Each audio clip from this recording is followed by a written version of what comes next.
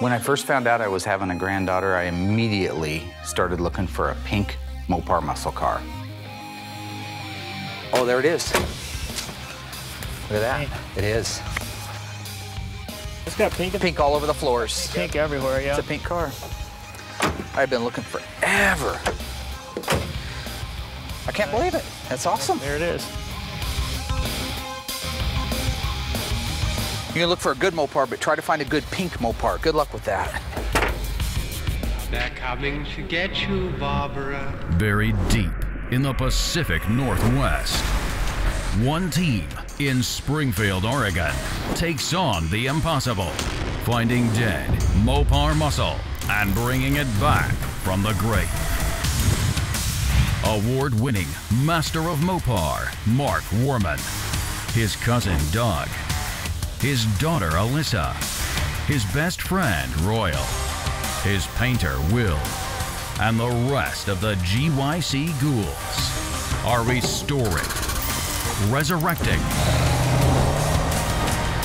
and recreating some of the fastest, fiercest, and rarest muscle cars on the planet.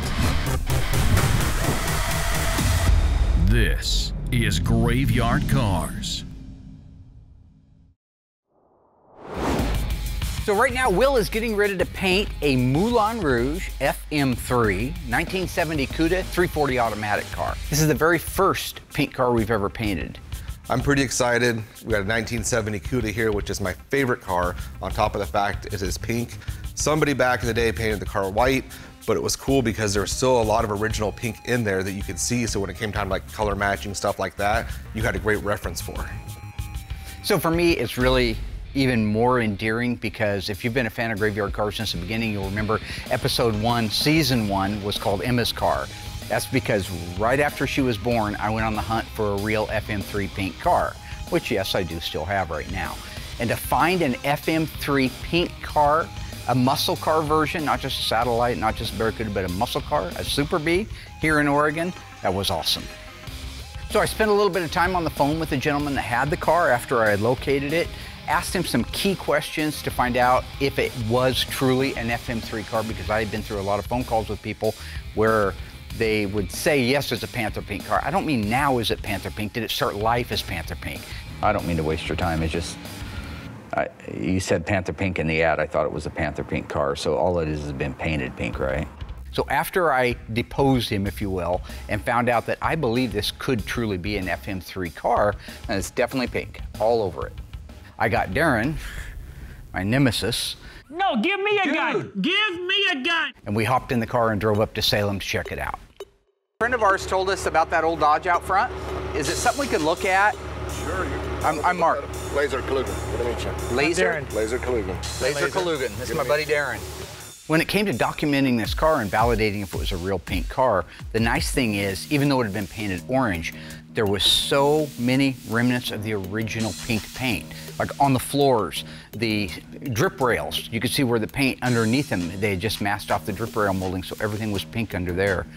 The car had the original fender tag. This car is a real live Super B FM3 pink.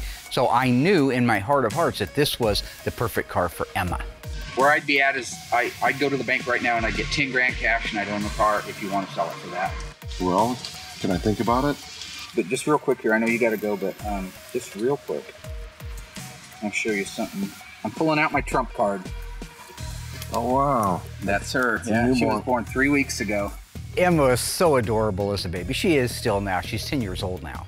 But she was so beautiful. There was no way, and I knew there was no way, that that guy was going to be able to say no or let me think about it or I'll get back with you. Not when you see that face, right? Trump card.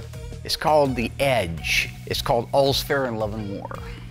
All right, brother, thanks. Now, as everybody watches through this old footage, keep in mind that was over 10 years ago, a decade ago, all right? Back then, I had a lot more of everything. Had more weight, had more hair, had more energy. You know, I had less wrinkles. So, that's a plus. That's old footage, okay? Coming to trade because being fat, that was a long time ago, man. Besides, I was working with Darren, you know, that adds a lot to your blood pressure. Takes years off your life. It doesn't have a lot of mileage on it. It's like 5,000 miles or something, even less. And another neat thing about this car is I went through it. This car had only 4,000 miles on it. People wonder, well, how do you get 4,000 miles on a 1970 Super B? It's a quarter mile at a time. When we walked up to that car, you could see the fuel shutoff valve that was required in HRA back in the day to race to be able to shut that fuel off. That car got 4,000 miles a quarter mile at a time. You know, that's not the only time I've ever seen miles rack up a quarter mile at a time. There was a guy here in town, Paul Smith, about 25 years ago, that bought the old Payless race car. This was a factory back in the day when like department stores would sponsor a car.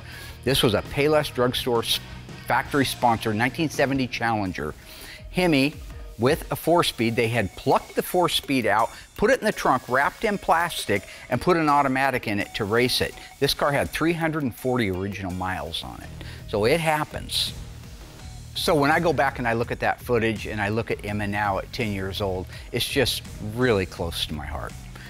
Now, while that Super B was a nice low-mile original Survivor car that happened to have an orange paint job on it, our 70 Cuda FM3 Moulin Rouge was far from that. That car I knew was in bad shape. We had to get it disassembled right away and over to the dipper. Okay, so the car was pretty much disassembled when it came to us. The drivetrain came in separately from the car. But I got to help my son Eli dismantle the car. We had to remove the windows, the door regulators, the fuel lines, brake lines, all the little fasteners prior to taking this car to the dipper. So everyone knows I had a 70 Barracuda Grand Coupe when Mark and I were growing up. It was lemon twist yellow, one of my favorite colors. But second to that would be Panther Pink or Moulin Rouge. I just absolutely love that color. Reminds me of ice cream.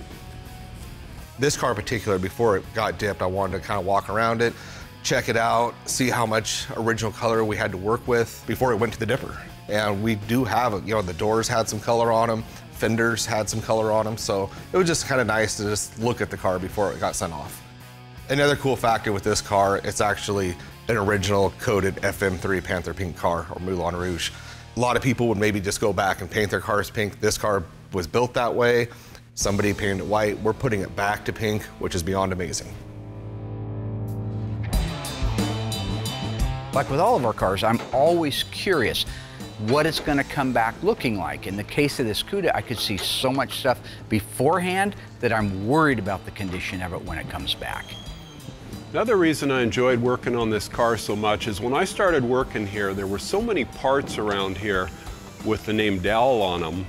It related me to my mother's maiden name. That made the car especially special to me, was seeing my mother's maiden name all over the parts. And it's really a wonderful family. When they brought the drivetrain in, it was so nice to meet these people. Just really enjoyed working on this car.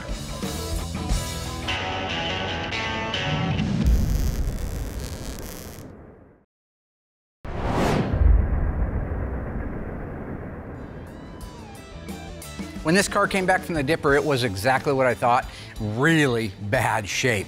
You notice the flies buzzing around me? There's a reason for that. That's because Will was doing his lit interviews here right before me, and you know, they like, you know what I'm saying? They'll realize this is angel dust over here. Well, not the, no. Anyway, that's why there's flies. That's the point.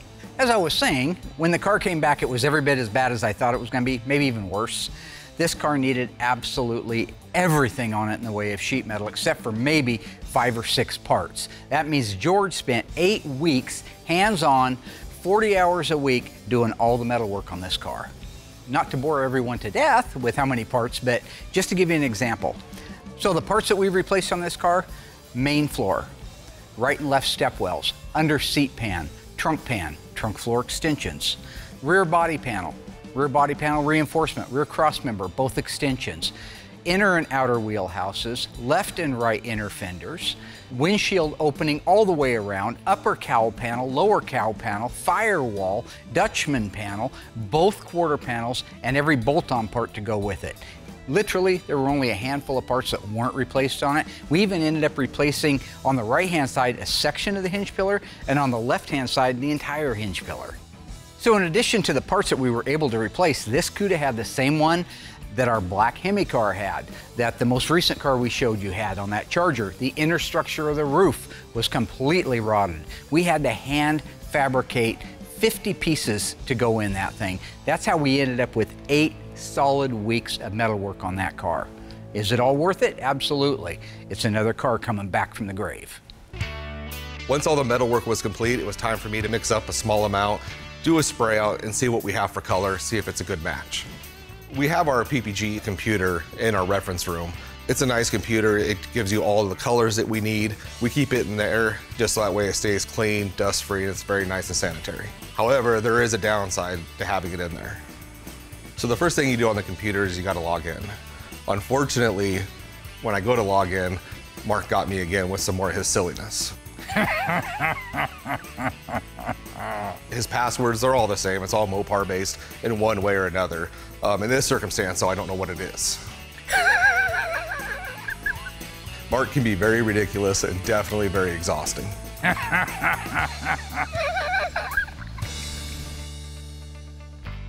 So once the silliness is all over and behind us, I can actually go ahead, get the code in there and get the formula. So I can look up the formula, and the first thing I do is I go to code. I hit search and voila. It's interesting because Mitsubishi used this color in the 90s and it was a green. However, I'm looking for pink. So here we go. It's Panther Pink or Moulin Rouge. It's a 1970 only color. You know, it's a Chrysler color and the mixing code is DBC 2260. The prime means there's no alternate formulas. Some colors have a lot of different variants, selections to choose from. This particular color, there's only one. So I select that, hit enter, then it brings up the next menu. The next window is the toners itself, and this is the formula that makes up the color. I'm only doing a spray out, so I only need to mix up 16 ounces to see how it looks. Before I can mix the color, I just have to select the amount, and then I can mix it. I can select 1 ounce. The problem is when you make such a small amount, some toners don't even go in. So you actually need to make the 16 ounces. That way you're getting enough of each color and your color is gonna be more accurate at the end. It'll take approximately 3 gallons to paint the whole car. Once I have the amount already selected, I just print my label, go right back out to the mixing room and start mixing the paint. Before I start mixing colors, I get all the paint out that I'm going to use. In this circumstance, it's only 4 toners. First thing I do is zero out the scale and then start adding the first toner. So the first toners are 1679 red and it requires 215.5 grams. So the second color is also a red and it's 1692. We're going to use an accumulative formula, meaning the scale is going to count for us. So we take the 1692 to 398 grams. The next toner is 1684 white. And with the white, we take it to 495.3. So the last toner is 1609, which is a Quindo Violet, which really gives you a real rich color. And we top that off at 538.1, and that's it. So this is the best part, is when you get all your toners in, you start stirring it up and you actually watch the color change to what it's supposed to be. Then at that point, we can just reduce it and we're ready to spray it out. This car had a lot of metal replaced on it. You know, we do our normal jam work when the car's apart. That way you can get reach to those areas. But we had to replace almost everything. When those quarters are off, it's nice to do the sound deadener. You have a nice, beautiful surface to work on. You apply that just like the way factory did. You have to let that sit overnight, because if you paint it too soon, it'll actually re-soften it and make a mess. You let that sit overnight, and then I go in, I put my base coat on, clear coat. A little bit longer of a process because it wasn't available in single stage, but the overall quality of work is 10 times better. Mark likes to overpaint with everything, and that's okay. When it comes to epoxies, sealers, all that stuff, we do it. But at this point, I can just have Noah take over. When you're jamming these cars, there's a lot to it. You just don't go in there and blow color in there. You gotta prep it. That means all those hard to reach spots have to be sanded, cleaned, actually ready for paint. All these areas have to be scuffed for adhesion. If you don't do that, your paint's not gonna stick. Once we got the panels all prepped, we get the color shooken up and then we're ready to go. Okay, so I found out that this color was only available in 1970. And this was the first one that we did here in this Moulin Rouge color. It just made it so much more enjoyable to see this color so bright that we'd never seen before. Mark says the only reason that I love this color so much was because it was related to the Pink Panther movies. Well, yes. I mean, I did love the movies, but it also reminds me of ice cream.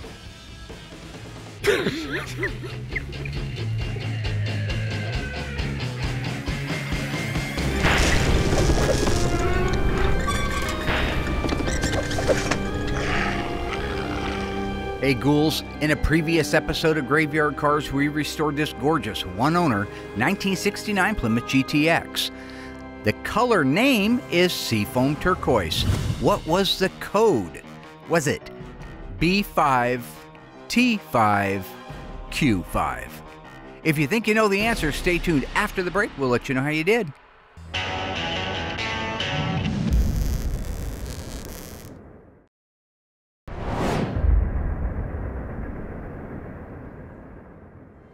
All right, folks, how did you do on that one? If you were a Graveyard Cars fan, you probably saw that episode.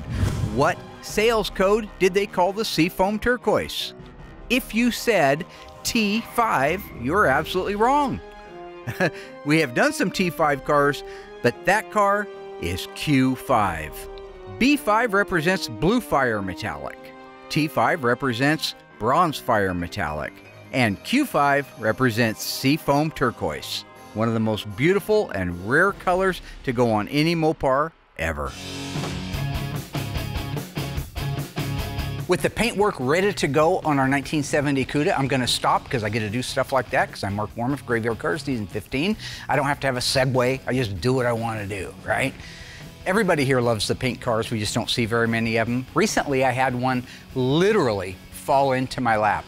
Gentleman that I sold one of my cars to happened to have bought this little Challenger FM3 Pink car, and because he bought one of my cars that was already done, he said he didn't need that one. Would I like to buy it? And I said, hell yes. So I'm going to grab Will and just walk around that car real quick with you, show you some of the things. I know he likes that color. I like that color. Dougie loves that color. Everybody does. But this car is an A66 70 Challenger 4-speed air conditioning FM3. So is it one of one? You tell me. So you'll notice that the pink all over the engine compartment is protruding through the black. Yeah. All right. You have a tattoo, don't you? A pink tattoo? Yeah. That's pretty cool. Why isn't it pink? Because I have dark skin, so this doesn't like show up bright pink. Racist? I'd like you to decode the fender, not decode it, because I know you can't do that, but just help me out here. A few things that are very, very neat and unique about this car. On that fender tag, is there an H, Hotel 51, H51? Obviously. Obviously. And what would that represent? See, you're doing it again. I'm just asking. You know, I don't know this. Okay, air conditioning. So just say air conditioning. That's a very just rare say air option. conditioning. Okay. And with so it's got the H51, which is the air conditioning for people at home. Thank but you don't want to do it that way. You want to just kind of beat me down about it. I'm sorry, you're right. And that was the wrong approach. And to your mother, God rest her soul. She's still alive. She better be alive by the time airs. You're going to feel really bad. Alive. She's alive. I was just saying sorry. You need to grow up, camera boy. All right. If you got H51, there should be a 26 on that tag up at the top. A 26? Yep. See a 26 somewhere? Maybe towards the end, at the very, very top? Okay. That means it gets a 26-inch radiator. Max cooling. You also got max cooling if you didn't have air conditioning and had a 340. So if you had a 340 with or without air, you got 26-inch. That's what that is. All right. See, that was good. A66 cars came standard, but you could have upgraded it. Came standard with manual, heavy-duty, 11-inch drum brakes. Okay. You notice on this hood, no crush zones. Look down through there. Even though this is, what's the scheduled production date on the car? Second row up, and the second to the last digit on the right. 0? Yeah, keep going to your left now. And there's 3 little digits there. What do they say? Well, there's a bunch of numbers. No, but they're broke apart from each other in little groups of 3. 402? And that means what? April? Yep. April 2nd, 1970 is when the car was made. Late 70, they started putting the crush zone style hoods on, but this one still has the original, and you can tell that it's pink in there. Right. Has the original hood on it. One of the other really cool things, what is the mirror code? What, do you have a G code on there. Anything that starts with the letter G, as in golf, or go, or green, or goo goo. G. Nope, no G. No G. No They G. dropped the mirror code on this car. So they must have added them to them. No, they all got a mirror code. Unless it was a standard property mirror, then it wouldn't get one. So right? not all. got a Okay. mirror there. There's not a G36 or anything there somewhere? Maybe the left-hand side, third row up or so? Maybe a G36, Golf 36? It's pretty beat up, but I could see the makings of a G36. Okay. That is our left hand and right hand outside racing mirrors painted. What better car would you want painted mirrors on? Right. I love it. Absolutely. Let's walk around this beast. Let's do a quick rock around. I know you're pretty interested in this stuff. Not really. No, I would be interested if you actually cared. Okay, but what you have to do See, is... right now, your cameras are rolling, so it's just your routine. I see. But I've been with you for 25 years, and not one time in 25 years you went, oh, actually try to understand this, Will. But you know that is my teaching style, is through comedy. It's not funny. It's funny to millions of people at home.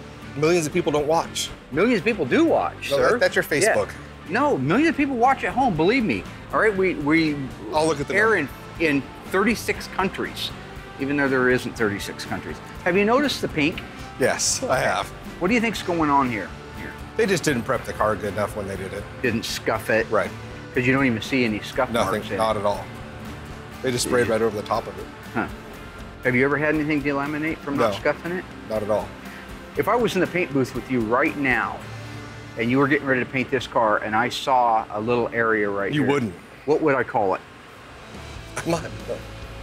Tiny. That's ridiculous. Tinies. There's your dual outside mirrors. Yeah. Code. 66?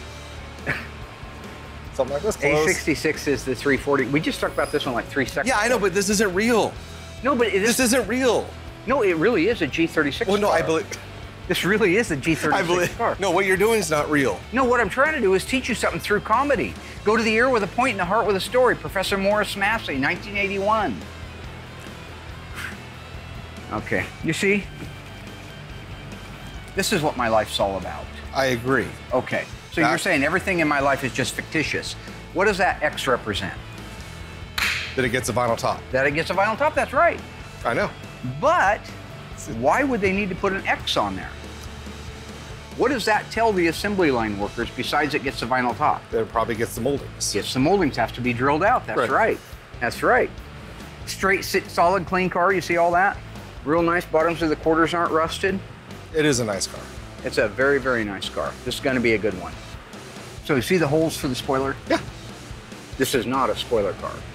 So Okay. you did not see a J78? I'm sorry. It's not a J81 car, okay? It's not a rear spoiler wing Well, then why type. did you say 78? Because I wanted to see if you were going to say, yeah, it wasn't there. And just playing with you. So it didn't work? Did you see an M21 on the car? Not answer. Did you see an M21 on the fender tag? No, I didn't look over the whole fender tag. Okay, that is drip rail moldings. So it is an M21. 21, like blackjack. What was it? Yeah. He loves it. No, I don't. Remember that? No, I don't. Wesley Snipes, passenger 57, is when he's on the phone in the little back in that area of the plane, and he's calling the bad guy on the phone, and it's kind of a semi-close up. They call it a semi-close on him, and he says, "You ever play roulette?" And you don't hear the other guy, but the other guy says, "Yeah." Right. And then Wesley Snipes says, right before he says it, the camera pushes in, "You ever play roulette? Always bet on black." Hangs up the phone, then they cut back to the other guy and he's mad. Yeah, I think that's racist. This is racist? Yeah. M21's racist? Well, you made it that way. Okay, let's take a look down this side of the car. Okay, so over here you see we do not have the flip-top gas cap. And do you know why that is? No, I don't, but that's actually kind of surprising. Well, it isn't because... See? Challenger... That's all you have to Challenger do is just... Challenger RTs do not get a flip-top gas cap standard. It's optional. Most of the cars we also- do have them. Yeah, a lot of them do because people add them. So But we don't add things at graveyard cars. We're not sellouts. I don't know what the face is about. You're Mr. Sellout. You and the owner of this car sold out. I have an MD from Harvard. No? I am board certified in cardiothoracic medicine and trauma surgery. No, you're not. I have been awarded citations from 7 different medical boards in New England, and I am never, ever sick at sea. So I ask you, when somebody goes into that chapel and they fall on their knees and they pray to God that their wife doesn't miscarry, or that their daughter doesn't bleed to death, or that their mother doesn't suffer acute neurotrauma from post-operative shock, who do you think they're praying to? Now you go ahead and read your Bible, Dennis, and you go to your church, and with any luck, you'll win the annual raffle.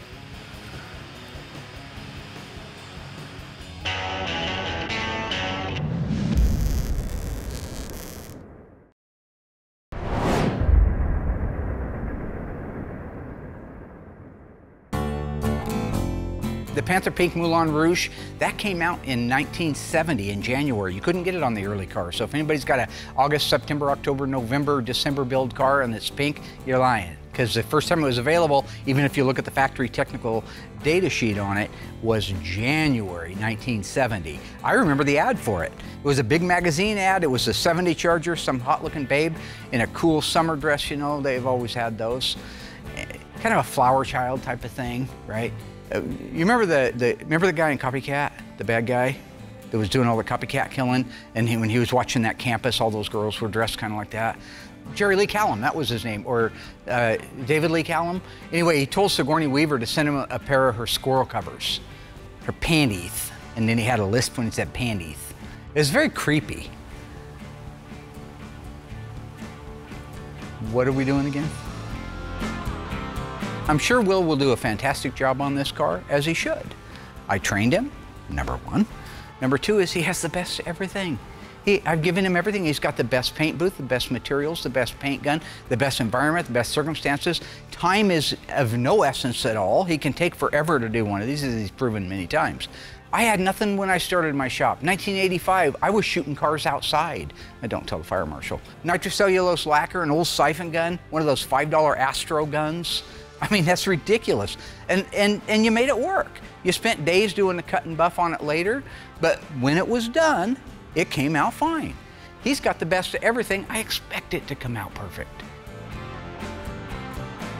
Mark and his silliness inspecting these cars, there's nothing to inspect. I've been doing it a long time. He just likes to be on camera. He tries everything he can to get a joke, and it's just routine. Every single car he does this, but I know it needs to happen, and I have no problems executing it.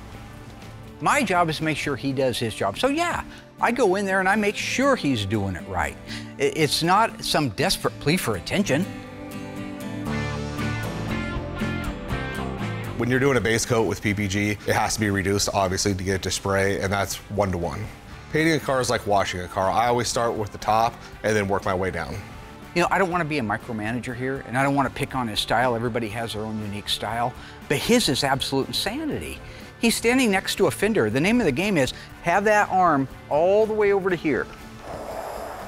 Reach that fender. He's walking up and down it, back and forth, back and forth. You gotta be a hawk. You gotta be an eagle with a big wingspan. I'm not a bird. When I wanna go somewhere, I have feet, I walk. And you get to the door, you take 2 steps to the right, you get to the door, nice long extension. Breathe through the nose, breathe through the nose. If you need to pass it off to your other hand, you should. You're ambidextrous. Come all the way over to here. If your rotator cuff's a little blown up, grab it from there and go on. My gun technique's great. I have no problems with it. It's been the same. It's like it's robotic. I'm exactly the same amount distance away. Like, don't shake. It's what I do. It's what I've been doing my whole life. But he's running around in there, he's shaking all over the damn place. You see him painting the hood up and down like that? It looks like Michael J. Fox is in there painting a car, man. I guess in the end, if it comes out good. But you know, that's why he needs to borrow a couple more branches from the ice tray. When I'm in there, I'm ice cold. I lay that thing out, 45-degree panel adjacent, 50% overlap. Everything, the air pressure, the ambient temperature is perfecto. That is why, pass off to the left hand, they call me the ice tray. He's in there, he's like melted ice, just flowing everywhere. Paint running all over the place, shaking up and down. Looks like he's been doing nothing but cocaine and espresso beans for 4 days straight and hasn't slept. You know, be cool, man. Be cool. That's Matt Foley. You want to see crappy technique? Watch Mark paint a car. He can't paint a car. His little wrist won't hold it anymore. I'm ready to start clearing. I use the 2002 clear. It's thick, high solids, great PPG product. So temperature's everything on these cars. And these camera guys know if it's 100 degrees, it's gonna be a 100-degree day, we gotta get in early and paint, because what'll happen is that paint's drying quicker than what you need it. These guys will come in at like 4 in the morning with me, you know, on hot days. So you like to be at 65 to 70, maybe even 80 degrees is kind of the sweet spot for that paint to dry. I like to be able to put a nice, even, beautiful first coat on, give it 20 minutes, give or take, and then go apply my second coat, wait 20 minutes, and then I'll apply my third. See, more of that crazy stuff, right? You see it? He's all over the place. It's like watching a tennis match. Back and forth, he's jumping over the net. Just plant your feet, spread your wings, become ice cold, man. That jumping all over the place, that would be exhausting for me. He must feel like he ran a damn marathon. I haven't seen Forrest Gump didn't walk and run that much. Pete, don't indulge him. You know so well my technique is good. You know what I do is great. Don't humor Mark with this. You're wasting my time. So despite all Mark's silliness, all that's behind us, he just likes to, you know, get that camera time. The car is done. It looks amazing, and I couldn't be happier with it. He's sick, that's his problem. The car's perfect, and that's my problem. We cut and buff all of our cars. It takes little imperfections that everybody gets. A dirt nib, we really don't get any runs, but dirt, orange peel, it makes the car flat, it makes it look just like $1 million. We'll start with 800 grit on a longboard, block the whole entire car, all that clear flat again. And then at that point, he'll grab his DA, take out the 800 with 1200, then he'll use 2000 to get out the 1200, then he'll use 3000 to get out the 2000. Then at that point, it's like a sheet of glass and it buffs in seconds.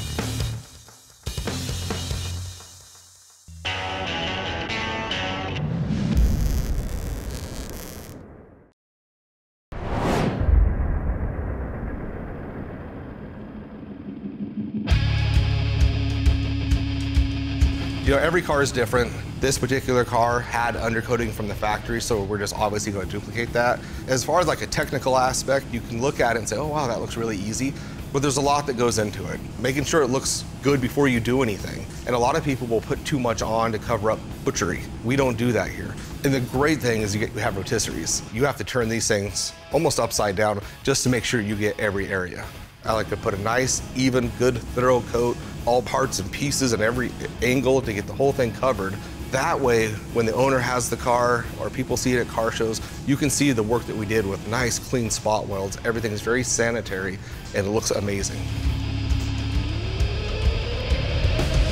So this is part of my job, is to get the upper control arms, lower control arms, all of the drivetrain components ready to bolt back into the car. This is a favorite part of my job. Now, this was kind of a unique car in as much as all we did was the body and the paint work on it. Our job was not to build the engine, the transmission, the rear end. The owner chose to do that himself. And he did a good job. I mean, overall, I'm not saying anything at all disparaging. It's just that if you were to slow the camera down a little bit and look closely, there's just a few detailing items, but they don't matter to him, they don't matter to me. I didn't get paid to do it. I just want to point that out. Our job was to install that drivetrain once the body and paint was done, so he'd have an easy, safe way to get the car transported home. One of the best parts of my job is watching these cars transform from what they were when they came in to what they look like when they leave. And everybody knows I don't like to brag about stuff like that, but I mean, literally, this shop is taking cars that are absolute garbage in some cases, nothing really left, very little redeeming value or quality to them, and bringing them back to life. Look back through my original photos before we even got the cameras rolling on it, and look at the dire straits that car was in. And now, look at it as it gets this drivetrain in it, and we start putting the final pieces on it. It's a beautiful, looks new FM3 Moulin Rouge 70 Cuda. So yeah, I think I've earned the name Ice Tray. I don't think I just self-dubbed, I think I've earned it. I don't even know what it means, except that Eddie Murphy played a character named Ice Tray in Showtime. Spelled the same way. Showtime! You replay Mr. Ganda. So Mark and I have been working on these cars since we were 16 years old. We have so much experience with these cars. We know exactly what we're going to do. It's just routine for us. We can almost anticipate each other's moves. Who's going to do this? Who's going to do that? We just go with the flow. It's wonderful to be able to work together this well. So this car is just a paint and body. I'm not going to put the entire car together. We are going to be installing all the glass except for the windshield. So that means the roof rails have to be installed so we can adjust the height of the quarter glass and the door glass to each other so they don't go up too high. The headliner has to be installed so we can set the back glass in. I agree with Mark. Seeing the Moulin Rouge on this car, it's just awesome to see a completely different color come through this shop. The glass mechanism is a bunch of different things. We got the window run channels, we got the regulators, and 100 different fasteners that have to be installed in these doors. All of these things have to work in unison with each other to make sure that the fitment is good and the window can roll up and down with ease. It's great to see the door glass and the quarter glass fit together really good like they were supposed to from the factory.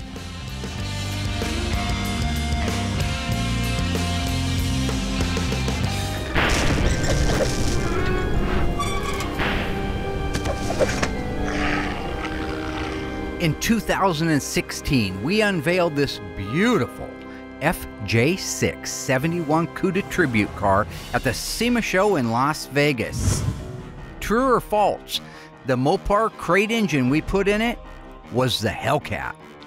If you think you remember, stay tuned after the break. I'll let you know how you did.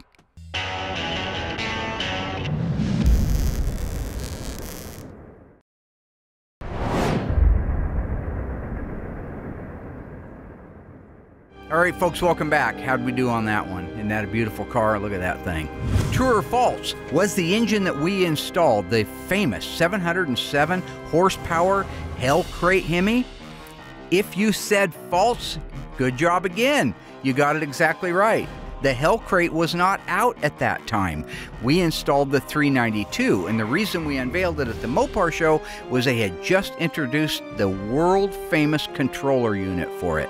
This car was absolutely amazing and took the entire show by storm. We added a simulated shaker hood, rear window louvers, rear spoiler, road lamps, chin spoilers, and again, it was painted in the beautiful FJ6 Sassy Grass Green.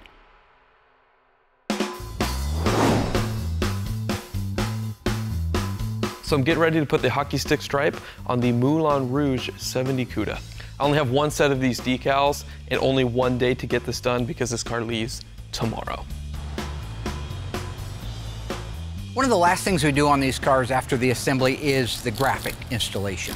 So as everybody knows, we get our stuff from Phoenix Graphics. They're fresh cuts for us. We always insist on that so that they go on. They're not old, they're not brittle, they're not dried out. They'll fit the way that they're supposed to fit. A lot of people talk about NOS decals. Well, NOS decals are great to brag about, but not to put on a car. A nice fresh one, that's the one you want to put on the car. Now in the old days, I used to have to do all of the graphics. I tried desperately hard to teach Alyssa and Will take the baton and run to the finish line, but they didn't. They dropped the baton. There was no finish line for them. But now I got Justin, so I handed off the hockey stick graphic to him, and I know he'll do a great job. So the process of putting the decal is no different on this car than any other car that we do. It's getting the hockey stick stripe. You got the application gel, you got the tack cloth, you got the backing paper, and you got the squeegee. So before I put the decal on, I clean the surface really good with a cleaner, and then I run a tack cloth over it. After you do the tack cloth, you know there is the application gel, or there's another trick that you can do where you do some dish soap and then you mix it with some water. And then you can put that in a spray ball and you spray that on, which is really great. So we make sure we got the measurements right and everything's lined up good. And then you set that decal on there and you just kind of set it right in place. And then you use your squeegee, work from the inside and work your way to the outside of the decals. And then you can come back about an hour later, I give it, and then you can peel it right off. So wherever you set your first decal, wherever it is in space on that quarter, you have to make sure the other side matches that side so everything is in space and where it needs to be. Man, it just starts to pop, doesn't it? Wow. It's get a 340 on there. And then this side is done.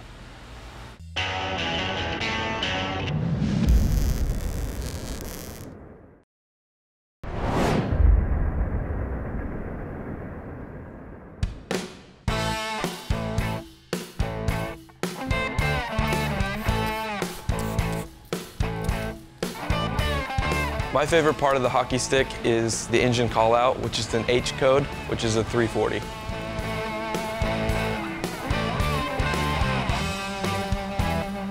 The only color that you could get in the hockey stick stripe was glossy black. So if you see anybody else out there with a white decal, red decal, that's actually completely aftermarket, and somebody customized that and got that put on their car.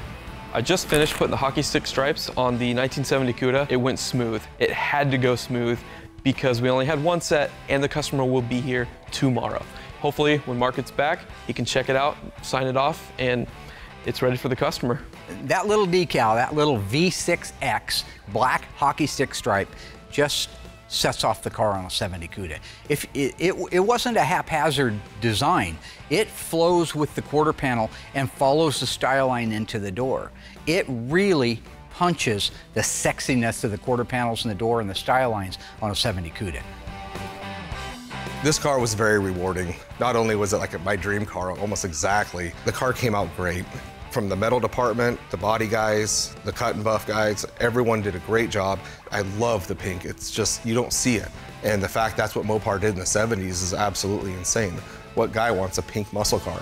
So the rarity of it on top of what car it is, by far my favorite, and I was excited to be able to do it. Some reveals, you know, we do big shows. Some people just don't want it. They just want their car back. Some folks can't wait to get in here and look at it and maybe be part of the filming. These folks weren't necessarily that way. They were more behind the scenes people. In this circumstance, we didn't do a big reveal. But when you do a car that's body and paint only, that's all you have to look at. And he couldn't be happier, which makes me super happy. And it's another car out of here. At the end of the day, we get to work on the greatest cars ever made, and we have an amazing team working here. And making someone's dream come true is just the icing on the cake, and I'm just blessed to be a part of this. So the folks that own this car are going to be so thrilled with this car when they take it home. I know they're going to love this forever. I know I would. He brought his daughter down, who is actually getting the car. It's going to be her car, so good job for her. She's very excited. It really is a wonderful reward to see that trailer going down the road and knowing that we brought another dead car back to life, and in a fantastic way. And that's why I do what I do. For the love of the car, the love of the owners, and to see those cars come back to life. And cash. You know, I mean, I don't go to Safeway and pull up a great big grocery cart full of emotions and say, will that cover it? Because you're going out of there in handcuffs and then you got to go to jail. You know, no. Cash, Bunsen burners, nice little earners. Ka-ching. So, now I'm just doing that for you guys to be funny, so don't, make sure the editors know not to leave that in there, because just leave it on how sentimental I am. People love that.